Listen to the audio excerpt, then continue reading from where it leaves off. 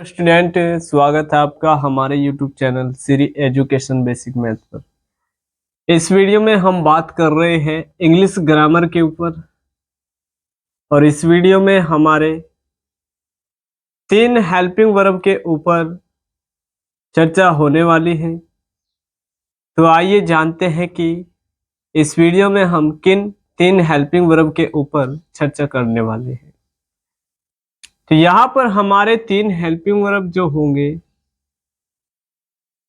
तो इनमें से सबसे पहला हेल्पिंग वर्ब हमारा हैज रहेगा और दूसरा हेल्पिंग वर्ब हैव और जो तीसरा हमारा हेल्पिंग वर्ब होगा वह हमारे पास हैड रहेगा। तो यहाँ पर जो helping verb has have had का यूज किया जाता है, तो इनके यहाँ यूज करने के कुछ रूल्स नियम होते हैं जिनके बारे में हम अभी चर्चा करने वाले हैं। तो आइए सबसे पहले हैज का रूल्स देख लेते हैं। तो हैज का हिंदी मीनिंग जो रहेगा सेंटेंस में, यानी कि हिंदी वाक्य में पास है शब्द लिखा होगा। और हैज हमारा एक हेल्पिंग वर्ब होता है, हेल्पिंग वर्ब। हैज हमारा हेल्पिंग वर्ब होता है जिसका हिंदी मीनिंग हमारा होता है सहायक क्रिया। सहायक क्रिया। तो यहां जब भी हम सेंटेंस में यानी कि वाक्य में हैज का प्रयोग करते हैं तो पास है के शब्द के लिए करते हैं। तो यहां पर रूल्स क्या होता है, सिंगुलर सब्जेक्ट जब हमारा सेंटेंस में रहा होता है तब हम हेल्पिंग वर्ब हैज का यूज सेंटेंस के अंदर करते हैं। तो यहाँ पर हमने लिखा सिंगुलर सब्जेक्ट, और सिंगुलर सब्जेक्ट का जो हिंदी मीनिंग होता है वह एक वचन कर्ता होता है। और साथ ही साथ हमारे एक वचन सब्जेक्ट होने के कारण जब हैज का यूज किया जाएगा तो साथ ही साथ हमारा जो सेंटेंस है वह हमारा प्रेजेंट टेंस में दिया होना चाहिए। तो यहाँ पर जो सेंटेंस का हमारा काल होगा यानी कि जो टेंस होगा वह प्रेजेंट टेंस में दिया होना चाहिए। Present tense. प्रेजेंट टेंस का हिंदी मीनिंग हमारा होता है वर्तमान काल। तो जो हमारा वर्तमान काल में सेंटेंस दिया होगा यानी कि प्रेजेंट टेंस में, और सब्जेक्ट यहाँ प्रेजेंट टेंस में दिए गए सेंटेंस का सिंगुलर सब्जेक्ट होना चाहिए। और जैसे ही सिंगुलर सब्जेक्ट हमारा हो जाएगा तो हम हैज का यूज करेंगे। तो आइए जानते हैं हेल्पिंग वर्ब हैज का यूज एफर्मेटिव और नेगेटिव इंटरगेटिव सेंटेंस में किस प्रकार किया जाता है।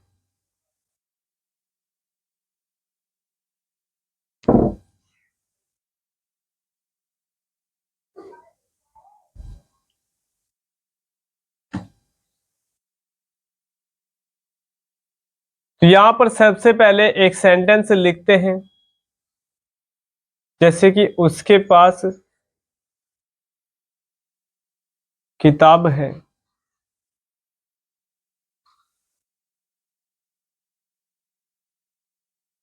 तो यहां पर हमने सेंटेंस को लिखा उसके पास एक किताब है। तो यहां जो उसके हमारे पास सेंटेंस में सब्जेक्ट लिखा है, इसकी अंग्रेजी हमें ही लगानी होती है। तो यहां पर जो हमारा सेंटेंस है वह सिंगुलर सब्जेक्ट के साथ में दिया है। तो सिंगुलर सब्जेक्ट का हिंदी मीनिंग होता है एक वचन कर्ता। एक वचन कर्ता।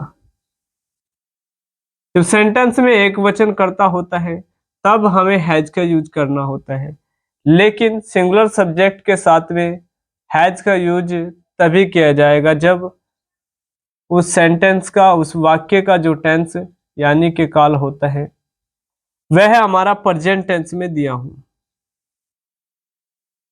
प्रेजेंट टेंस और यहाँ पर प्रेजेंट टेंस का जो हिंदी मीनिंग होता है वह वर्तमान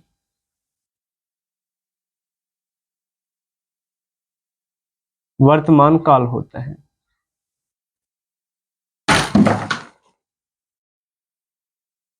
यहाँ पर जो हिंदी मीनिंग रहेगा वह हमारा प्रेजेंट टेंस में वर्तमान काल रहेगा। तो आइए अब सेंटेंस को ट्रांसलेट करते हैं। सबसे पहले हम जानते हैं कि हमें सेंटेंस एफर्मेटिव, नेगेटिव और इंटरगेटिव में से किस प्रकार का सेंटेंस दिया गया है। तो यहां पर हमारे पास यह जो सेंटेंस दिया गया है वह हमारे पास एफर्मेटिव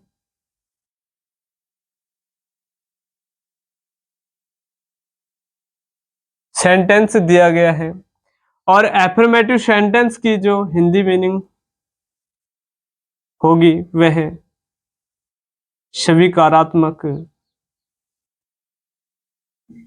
वाक्य होगी।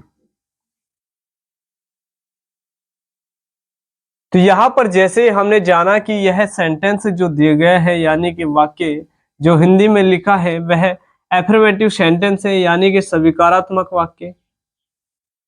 तो एफर्मेटिव को जानने से हमें पता लगता है कि जो हम हेल्पिंग वर्ब का यूज करेंगे वह सब्जेक्ट के तुरंत बाद करेंगे और सब्जेक्ट यहाँ पर हमारा सिंगुलर दिया गया है, उसके पास किताब है। तो यहाँ पर सिंगुलर सब्जेक्ट के साथ में हैज का यूज किया जाता है, लेकिन कब यूज किया जाता है जब वह सेंटेंस हमारा प्रेजेंट टेंस में लिखा हो यानी कि वर्तमान काल में लिखा हो। तो आइए ट्रांसलेट करते हैं। तो ही, तो तुरंत सब्जेक्ट के बाद में हेल्पिंग वर्ब पास है शब्द के लिए लगाया जाता है हैज और यहां पर लिखेंगे ए बुक। तो यह जो एफर्मेटिव सेंटेंस हमने लिया है यह बनकर के तैयार हो गया है।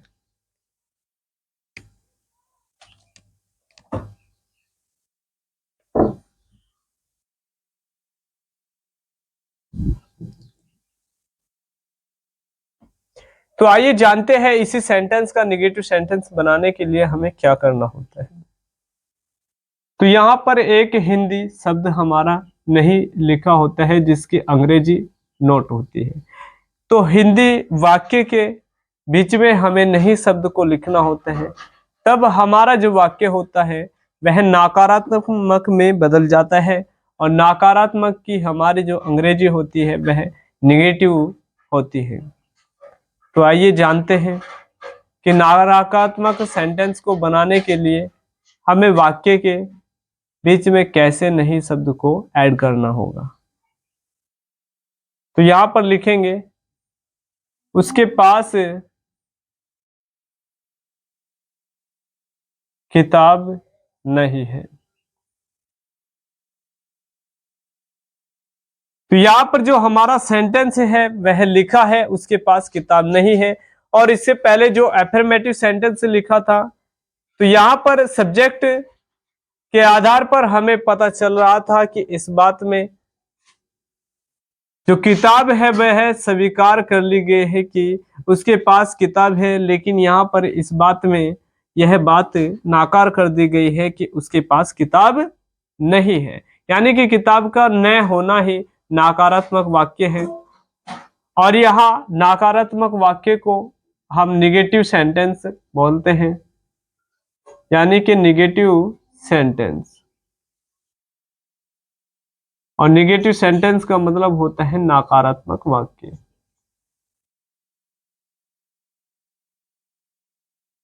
जब हमारा वाक्य नकारात्मक रहा होगा तब हमें हेल्पिंग वर्ब के बाद तुरंत नोट लगाना होगा। तो आइए जानते हैं कि सेंटेंस को कैसे बनाएंगे। सबसे पहले सब्जेक्ट उसके के लिए ही का यूज करेंगे और फिर हेल्पिंग वर्ब हैज और यहाँ पर हैज के तुरंत बाद नहीं शब्द की अंग्रेजी नोट लगाएंगे और यहाँ पर लिखेंगे ए बुक।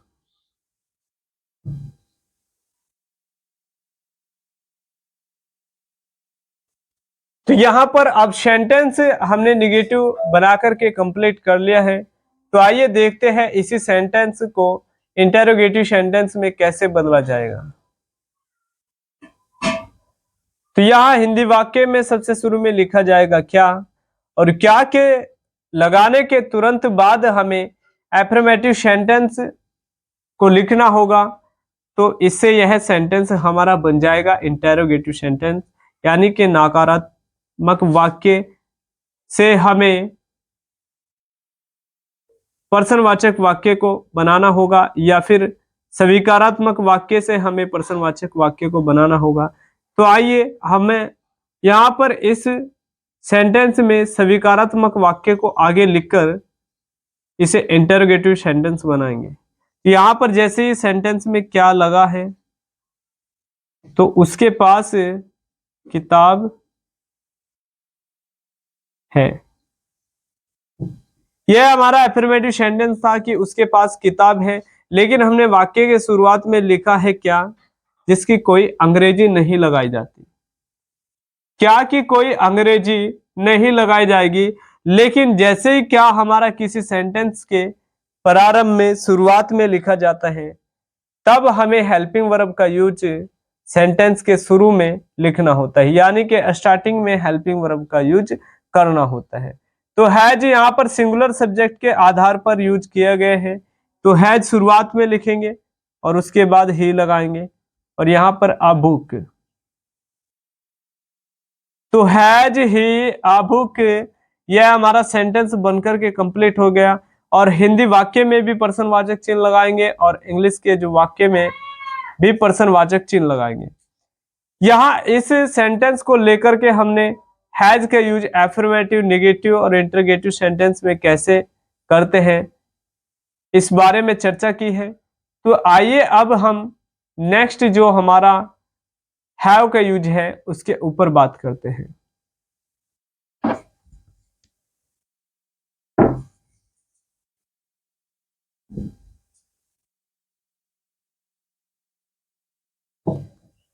तो आइए जानते हैं कि हैव जब हम एफर्मेटिव, नेगेटिव और इंटरोगेटिव सेंटेंस में यूज करेंगे तो किस प्रकार करेंगे।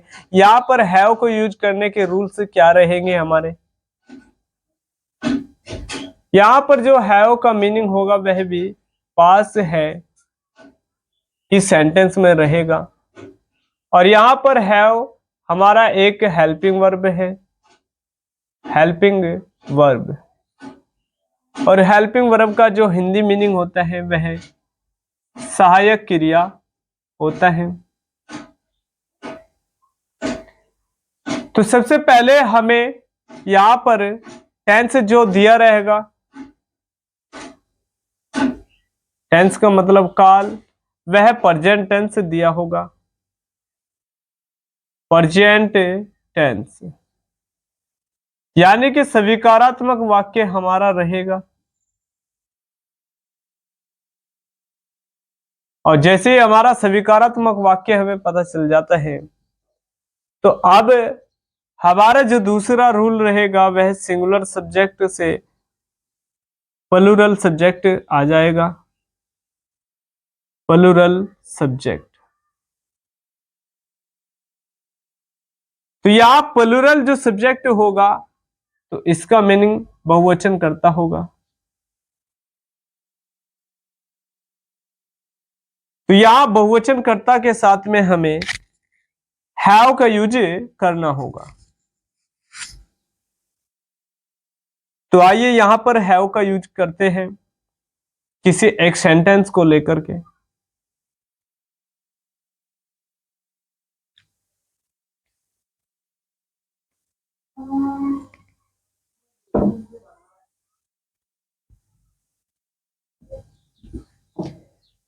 जैसे हम एग्जाम्पल के तौर पर सबसे पहला जो सेंटेंस ले, तो हम लेते हैं उनके पास कुछ किताबें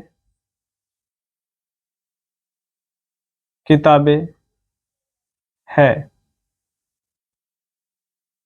तो यहां पर जो सब्जेक्ट दिया गया है वह प्लूरल है, सब्जेक्ट। प्लूरल सब्जेक्ट का मतलब होता है बहुवचन कर्ता। और यहां पर जो हमारे पास टेंस दिया है, टेंस का मतलब काल, वह हमारे पास दिया है प्रेजेंट टेंस।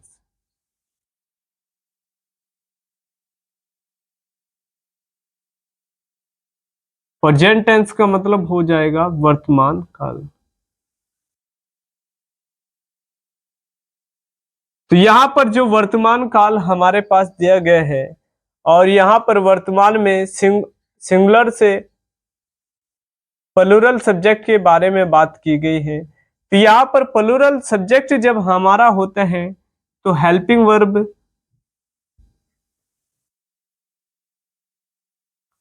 तो यहाँ पर जो हेल्पिंग वर्ब हमारा होता है, जिसे हम हिंदी में सहायक क्रिया के नाम से जानते हैं, तो वह हमारे पास यूज होता है हैव, जिसका हिंदी मीनिंग सेंटेंस में पास है लिखा होता है।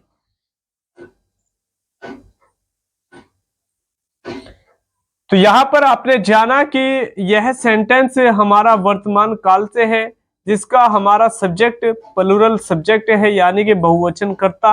और यहाँ पर इतना जानने के बाद जो हेल्पिंग वर्ब यूज करेंगे सहायक क्रिया, वह प्लूरल सब्जेक्ट के साथ में हैव का यूज होगा। तो आइए जानते हैं उनके की जो अंग्रेजी हम लिखते हैं। तो यहाँ पर उनके की अंग्रेजी हमारे पास यहाँ दे लिखी होती है। तो यहाँ पर अब सेंटेंस को बनाते हैं। तो सबसे पहले हमें जो सब्जेक्ट दिया गया है उनके, तो इसके लिए हमें अंग्रेजी लगानी होगी दे। तो दे यहाँ अंग्रेजी लगाने के बाद पास है के लिए जो हेल्पिंग वर्ब यूज करेंगे वह हैव का यूज किया जाएगा, क्योंकि प्लूरल सब्जेक्ट के साथ में हमें हैव का यूज करना होता है। अब सब्जेक्ट के तुरंत बाद हमारा हेल्पिंग वर्ब आया है, यह हमारा एफर्मेटिव सेंटेंस के होने के कारण आया है। एफर्मेटिव सेंटेंस का जो अर्थ होता है वह स्वीकारात्मक वाक्य होता है। तो यहाँ पर इस बात को स्वीकारा गया है कि उनके पास कुछ किताबें हैं। तो हैव सम बुक्स, तो एक से अधिक किताबों के लिए हमने यहाँ पर यूज किया है सम बुक्स।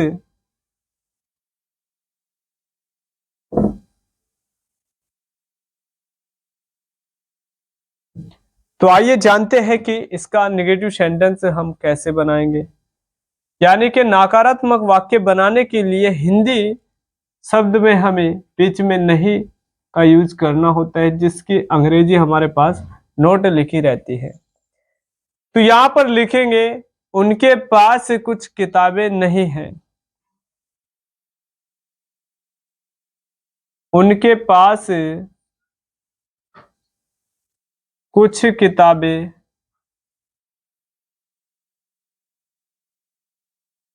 नहीं है। तो यहां पर हमने सेंटेंस में नहीं शब्द जोड़ दिया है। तो यहां पर नहीं शब्द लग जाने की वजह से हमारा सेंटेंस नकारात्मक वाक्य कहलाएगा, और नकारात्मक को इंग्लिश में निगेटिव कहते हैं। तो यहां पर निगेटिव सेंटेंस हमारा यह बन जाएगा, और नेगेटिव सेंटेंस का जो हिंदी मीनिंग होता है वह नकारात्मक वाक्य होता है। नकारात्मक वाक्य, जैसे कोई हमारा सेंटेंस नकारात्मक होता है तो प्लूरल हो या सिंगुलर, उसके बाद जो हेल्पिंग वर्ब का यूज किया जाता है उसके तुरंत बाद हमें नहीं शब्द की अंग्रेजी नोट का यूज वाक्य के अंदर करना होता है। तो आइए जानते हैं कि यहाँ पर सब्जेक्ट दे हमारा प्लूरल है, और प्लूरल के साथ में पास है कि जो अंग्रेजी यहाँ पर लगाई जाएगी वह हैव लगाई जाएगी, और यहाँ पर तुरंत नोट का यूज किया जाएगा। और बाकी सब जुगतु, सम बुक्स हमें जुगतु लिखना होगा। तो यह हमारा नेगेटिव सेंटेंस बनकर के तैयार हो गया है। तो आइए अब तीसरा जो सेंटेंस हमारा होगा वह इंटेरोगेटिव सेंटेंस होगा। तो यहां पर इंटेरोगेटिव सेंटेंस बनाने के लिए हमें क्या करना होता है, सबसे पहले हम हिंदी वाक्य में क्या लिखेंगे और उसके बाद आपको जो सेंटेंस इंटेरोगेटिव बनाना है वह दो तरीके से बन सकता है। या तो आप क्या लिखने के बाद एफर्मेटिव सेंटेंस को जुका तो लिख दीजिए, या फिर आप नेगेटिव सेंटेंस जो लिखा है उसे क्या लिखने के बाद लिख दीजिए। तो आइए हम लिखते हैं इंटरगेटिव बनाने के लिए इसके बाद नेगेटिव सेंटेंस को। तो क्या उनके पास कुछ किताबें हैं? किताबें नहीं है, नहीं है। तो यहां पर जैसे हमारा सेंटेंस के शुरुआत में क्या लिखा होता है, तो यहां पर क्या की कोई अंग्रेजी नहीं लगाई जाती। ओनली हमारा जो हेल्पिंग वर्ब सेंटेंस में सिंगुलर या प्लूरल के आधार पर यूज किया जाता है उसे सेंटेंस में बाहर लिखना होता है। तो यहाँ पर जो हैव का यूज प्लूरल सब्जेक्ट के आधार पर किया गया है, तो सेंटेंस के शुरुआत में लिखेंगे और उसके बाद हमें सब्जेक्ट को लिखना होगा। तो यहाँ पर लिखेंगे दे, और यहाँ पर नहीं का जो यूज हुआ है उसके लिए सब्जेक्ट के बाद नोट का यूज किया जाएगा, और यहाँ पर लिखेंगे सम बुक्स, और अंत में लगाएंगे पर्सनवाचक चिन्ह। यहाँ पर इंटरगेटिव सेंटेंस में हमें कोई ना कोई पर्सन पूछा जाता है, और वह प्रत्येक सेंटेंस इंटरगेटिव सेंटेंस होता है जिसमें हमें कोई पर्सन पूछा गया हो। और यहां पर इंटरोगेटिव सेंटेंस का जो चिन्ह लगा होता है हिंदी वाक्य में और इंग्लिश वाक्य में, तो वह हमारा प्रश्नवाचक चिन्ह लगा होता है।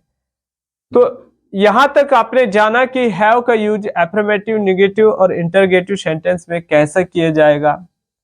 तो आइए अब हम हैड के ऊपर यूज करेंगे। तो यहां पर हैड का जो यूज किया जाएगा उसके भी हमारे पास कुछ रूल्स होते हैं, तो आइए उन रूल्स के ऊपर चर्चा करते हैं। तो सबसे पहले हमने लिखा हैड। यहाँ पर हैड का जो हिंदी मीनिंग रहेगा वह पास था, पास थी, तो कोमा पास थे, पास थे शब्द रहेगा। तो यहां पर भी हमारा जो हैड होता है वह हेल्पिंग वर्ब होता है।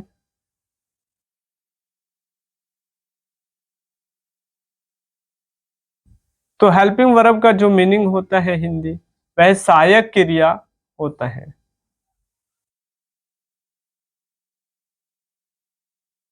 तो आपने जाना कि जब सेंटेंस में यूज होगा हैड तब उसकी हिंदी रहेगी पास था, पास थी और पास थे, और हेल्पिंग वर्ब हमारा हैड सहायक क्रिया के नाम से हिंदी में जाना जाता है।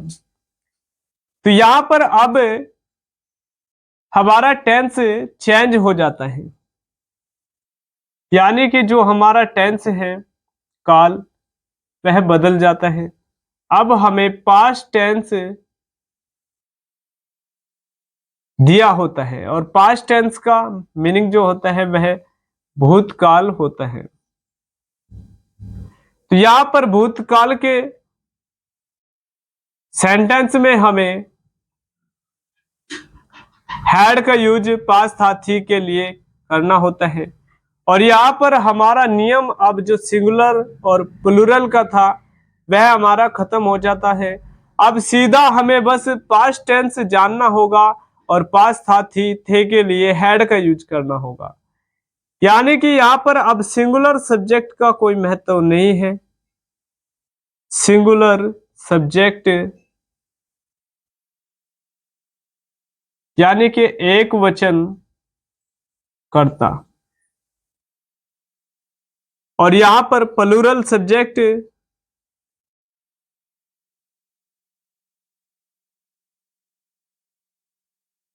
यानी कि बहुवचन कर्ता।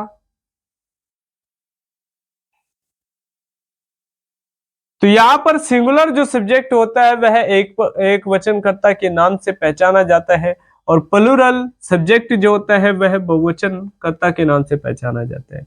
एक वचनकर्ता का मतलब हमारा सेंटेंस में केवल एक ही विषय पर बात की जाएगी, और यहाँ पर प्लूरल का मतलब है कि कोई दो वस्तु या दो, यानी कि कम से कम एक से अधिक दो विषय पर हम बात करेंगे, चाहे वह दो फूल हो।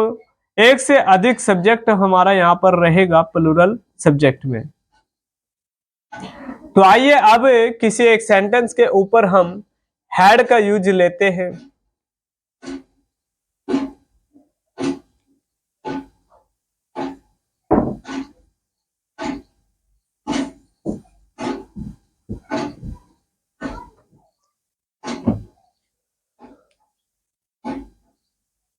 तो यहां पर हम सेंटेंस लेते हैं, तुम्हारे पास कुछ किताबें थी। तो यहां पर हमने सेंटेंस को लिखा है तुम्हारे पास कुछ किताबें थी। तो यहां पर जो हमारा सब्जेक्ट रहेगा वह सिंगुलर हो या प्लूरल हमें कोई फर्क नहीं पड़ता है, बस हमारा जो टेंस है वह पास्ट टेंस में होना चाहिए।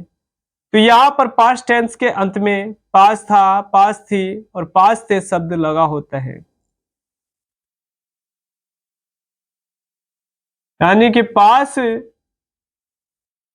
था थी के लिए पास्ट टेंस दिया होता है, जिसका हिंदी मीनिंग होता है भूतकाल।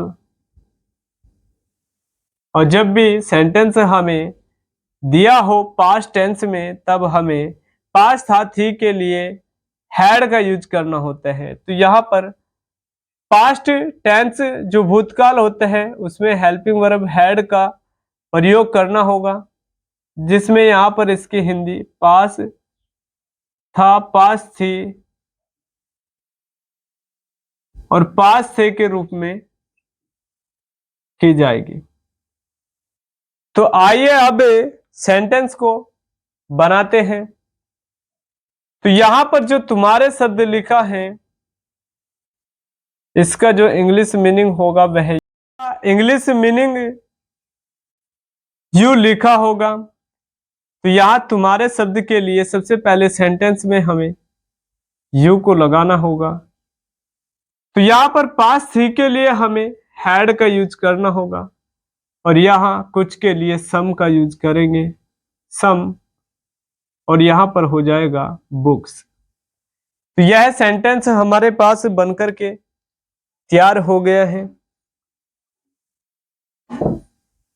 आइए अब इस पास्ट के सेंटेंस को निगेटिव सेंटेंस में कैसे बनाएंगे जानते हैं। तो यहां पर दूसरा सेंटेंस हम लेंगे नेगेटिव सेंटेंस। तो नेगेटिव सेंटेंस बनाने के लिए एफर्मेटिव सेंटेंस के बीच में हमें नहीं शब्द का यूज करना होता है।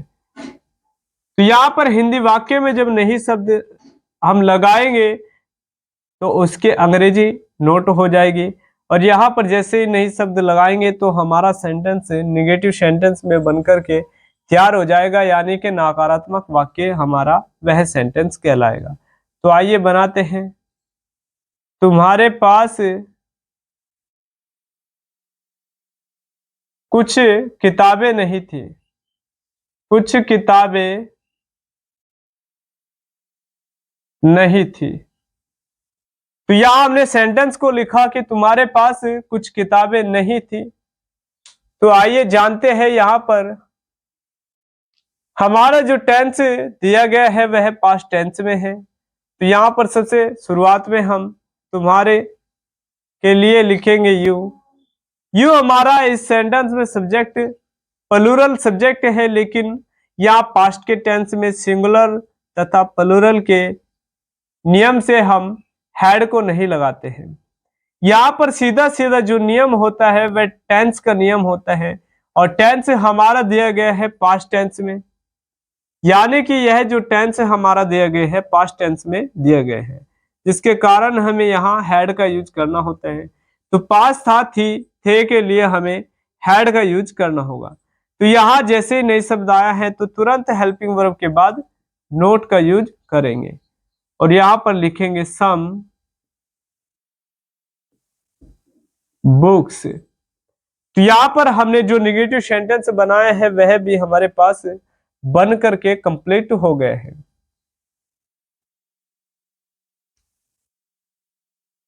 तो आइए अब हम इंटेरोगेटिव सेंटेंस को बनाते हैं। तो इंटेरोगेटिव सेंटेंस बनाने के लिए आपको हिंदी वाक्य में लिखना होगा क्या, और क्या के तुरंत बाद या तो एफर्मेटिव सेंटेंस को लिख दीजिए या नेगेटिव सेंटेंस को। इस बार हम एफर्मेटिव सेंटेंस को लिखेंगे। तो यहां पर हमने शुरुआत में लिखा क्या, तुम्हारे पास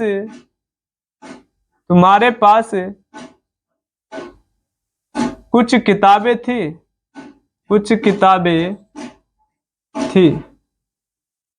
तो यहां पर हमें एक पर्सन मिला है जो पूछा गया है क्या तुम्हारे पास कुछ किताबें थी। तो जिस सेंटेंस में यानी कि हिंदी वाक्य में हमें कोई पर्सन पूछा गया हो वह प्रत्येक वाक्य हमारा पर्सनवाचक वाक्य कहलाता है, और पर्सनवाचक वाक्य को ही हम इंग्लिश में इंटेरोगेटिव सेंटेंस कहते हैं।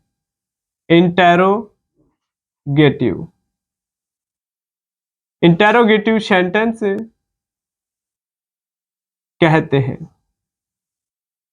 यानी कि इंटेरोगेटिव सेंटेंस का जो हिंदी मीनिंग होता है वह पर्सन वाचक वाक्य होता है। तो यहां पर आपने समझा कि इंटेरोगेटिव सेंटेंस को पर्सनवाचक वाक्य कहते हैं, और पर्सन पूछा गया ही हमारा प्रत्येक सेंटेंस इंटेरोगेटिव सेंटेंस कहलाता है। अब जब वाक्य के शुरुआत में क्या लिखा हो तो क्या कि अंग्रेजी नहीं लगाई जाती है, ओनली हमें सब्जेक्ट या टेंस के आधार पर जो हेल्पिंग वर्ब हमने सेंटेंस में यूज किया है वह हमें सेंटेंस में यानी कि वाक्य में स्टार्टिंग में यूज करना होता है। तो यहाँ पर हैड यू के साथ में यूज किया गया है सेंटेंस के टेंस के आधार पर। टेंस हमारा पास्ट टेंस है जिसका मीनिंग होता है भूतकाल, और भूतकाल हमारा वह सेंटेंस होता है जिसमें कोई काम बीत गया हो और उसके बारे में हमने चर्चा की हो। तो आइए यहां पर बनाते हैं सेंटेंस को। तो हैड, इसके बाद लिखेंगे यू और यहां पर लिखेंगे शम। तो पास थी के लिए शुरुआत में लगाया हैड, चूंकि वाक्य में शुरुआत में क्या लिखा है और क्या लिखने के कारण हमने हैड को जो हेल्पिंग वर्ब इस सेंटेंस में यूज किया है उसे वाक्य के प्रारंभ में शुरुआत में स्टार्टिंग में लगाया है। तो हैड यू शम, यहां पर लिखेंगे बुक्स, और यहां पर जैसे हमारा इंटेरोगेटिव सेंटेंस है यानी कि प्रश्नवाचक वाक्य, तो अंत में लगाएंगे क्वेश्चन मार्क यानी कि प्रश्नवाचक चिन्ह जिसे हम बोलते हैं। तो इस वीडियो में आपने स्टूडेंट जाना कि हैज, हैव, हैड का यूज पास है, पास था, थी के लिए जो हमने किया है वह किस प्रकार हमने एफर्मेटिव, नेगेटिव, इंटेरोगेटिव सेंटेंस में किया है आपने इस वीडियो में जाना।